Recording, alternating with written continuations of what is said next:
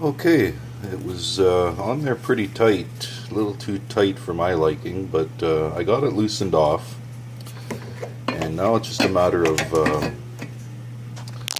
unthreading it. I got it loose to my fingers, right? So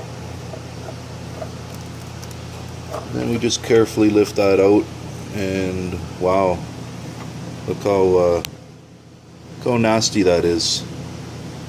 So I'm glad I got this oil changing going when I did. Sure, a lot of dirt and grit in there. Okay, let's put that there.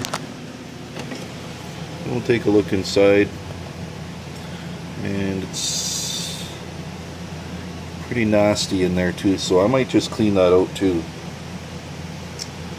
So just get a rag and try to sop some of that up without getting any debris or anything in there. Just be really careful.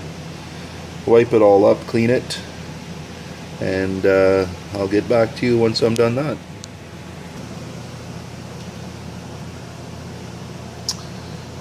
As you can see there, I wiped that out in there, cleaned it up quite well. So still a little spot here and there, but it's not a big deal.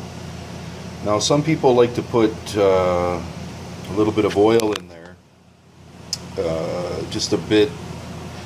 Now I'm not going to this time.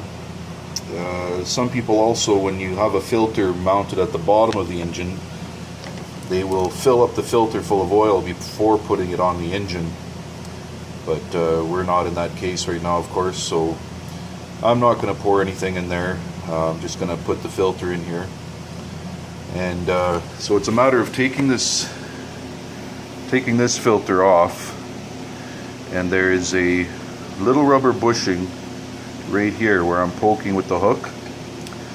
Now you need to take that off. This filter snaps right off, just pulls right off, and then with the new filter we take that out and we put the new rubber ring right here. It's very very obvious where it goes. And it doesn't hurt to put, after you take all the old stuff off, wipe it up, clean it up. I mean, it's a good thing, it's a good habit to get into. And once you put the new rubber on, put a little film of oil on it, a little film of oil on the threads, just for your own, for your own sake. I mean, it helps prevent cross threading. This is only plastic, and it wouldn't take much to screw it up. So I'm going to go ahead and do that off camera because it's very straightforward, and when I get it ready, I'll get back to you. So now here's the new filter. It just snaps into the canister here. The new oil filter rubber ring is right here. It's right after the threads. It's very easy to find. Now there's the old filter, the old ring. I'm going to put that back in the box, and I'm going to say please dispose of these things properly, and the oil that you take out of your car. Bring it to your local depot or whatever. Don't pour it down the drain or anything stupid like that, or dig a hole and dump it in the ground. I mean, it's just not the right thing to do, eh? But so anyway, that being said, we're going to finger tight the filter, and again, it's hard with one hand, so we'll just very gently pop it in there, and we don't want to cross thread anything, which I bet you I'm going to do, so I'm going to back thread it. There we go. Okay, I'm going to thread that in with finger tight. Always use your fingers instead of using the ratchet right off the hop, just like you're doing plugs. Put them in with your finger, make sure they're snug, then tighten them down and torque them to the manufacturing specifications. Okay.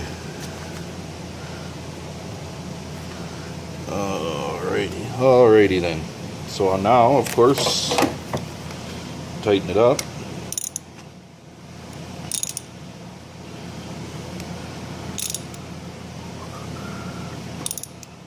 Wish I had a cameraman holding this for me, because it would make it a lot easier.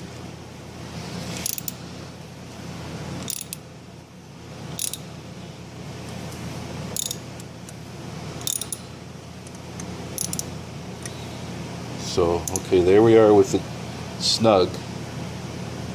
And there we are with it tight. Just gonna put the camera down for a moment here. If I can. Maybe I can't. So it'll be out of picture for a moment, but just bear with me. There, I just wanted to make sure it was snug. Don't reef on it. Really, just, you know, be careful, because it's only plastic. Now, we're gonna go underneath, check the oil to see if there's any more dripping out. And if it looks good, we'll give it a wipe down under there, put the plug back in, and take it from there. So here we are back underneath, and it's just dripping a little bit. I've done this in the past where I've actually ran a gallon of kerosene through it. Some people actually will start the engine. I won't do that, but I have in the past in different engines. Poured a gallon of kerosene and put the drain plug in, pour the kerosene in, and let it sit for a little bit, maybe 5, 10, 15 minutes, whatever, and then take the plug out again, and it cleans out all the grit and crap and all that stuff in there. But I'm not doing that this time, and I've never done it on this car, but some people say it's not a good idea. Other people say it's good. Some people will start their engine with kerosene in it to clean everything. I'm a little leery about that, but anyway, so it's just one drip every couple seconds here. So I will put the plug back in. I'll snug it up nice again to manufacturing specifications.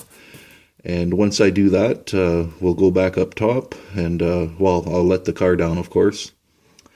And we'll go back up top and put the oil in.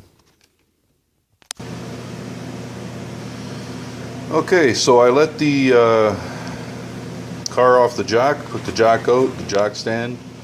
Obviously took the oil out. That's a special neat little container that just everything goes in. You put the caps on.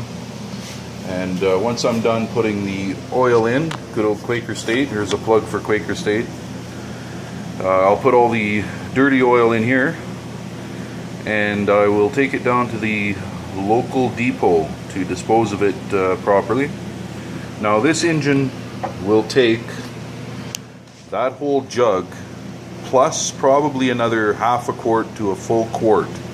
So you're looking at about 6 quarts, roughly, well, 6 liters, 6 quarts, whatever.